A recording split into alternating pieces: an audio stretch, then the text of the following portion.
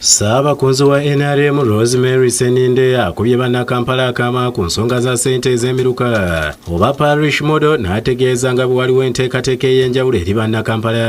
Ekyamwe mukola ekiro ne mukola emisana ate nga tukimanyi era nga naye akimanyi ky'okusomoza weekuli. N'olwekyo enteekateeka ya parish model egenda okutambula mu Kampala yejja kubaamu ekyenjawulo nga tefaanana ng'ey'abannaggwanga. Okwogera bino abadde ku mukolo gwa Futali ssentebe w'akatale ka ssente bali ku ddembe akamanyiddwa nga Owino gwe yategese okusiibulula abasiraamu. Omukolo gwetabyeko ne RCC wa Kampala Amina Lukanga ng'omugenyi omukulu abadde Amir Umma Sheikh Muhammad Yunus Kamoga Butannaziba. Ssentebe w'akatale kano Kushaba asabye pulezidenti abakolera enteekateeka ey'enjawulo bakulaakulane olw'ensonga nti enkola ya parish development model egenda kubazibuwalira bakulembera engeri gye basiiba mu butale. Ova muno mu katale ssaawa 3 omuntu eyingidde ssaawa 11 n'adda ewaka ssaawa 3 parish model omugamba agijjewa tebamumanyi na kumumanya.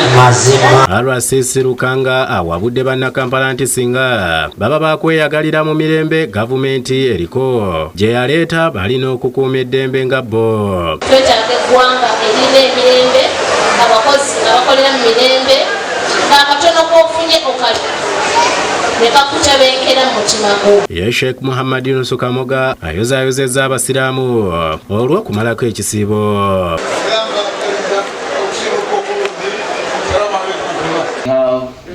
Ye Sheikh Shafik Mafu akubiriza abaami abasiraamu okusanyusa bakyala baabwe nga babakolera ebirungi ebipya mu ngeri y'okubaddiza. Omuleta takbira omulambuza omuleta takbira bagomba amafuta mpitiza ennaku zino baziwunzi koba n'ogifuwa n'ovuga n'omugaa nti waayi wano wetuwanga ali wano naye mwaka ku mwaka mukyala we mutwala mu bintu bitiisa n'omutambuzaako auto omutwala mu kuziika ne bamusomera emisota y'ekiwalaata wabayi gwina ekiwalaata gugojja kabuli enyiga wabayi mugenda kufa n'abeera mu bulamu bwe nga yamanyi mu busiraamu teriiyo wadde okusanyuka. Okwogera bino asinzidde ku mukolo aba National Water and Sewage Corporation gwe baategese okusiima n'okuddiza ku bakasitoma baabwe mu kiseera kino eky'ekisiibo. Akulira National Water Engineer Dr. Silver Mugisha ayogedde ku lwaki basiibuludde abantu. For us, this is a very good source of social capital which we get from our Muslim brothers and we also get from our customers who were invited here. N'aba Buganda Land Board etabiri ennansana basiibuludde abasiraamu. Ssenkulu wa Buganda Land Board Simon Kabogoza asabye abasiraamu obutaddamu kukasuka ssente nga bawaayo eri Katonda. Katonda bwe tukkiriza tumumanyi ebyatukolera n'amaanyi g'alina kubaya tusaba Katonda tumuwe ekitiibwa.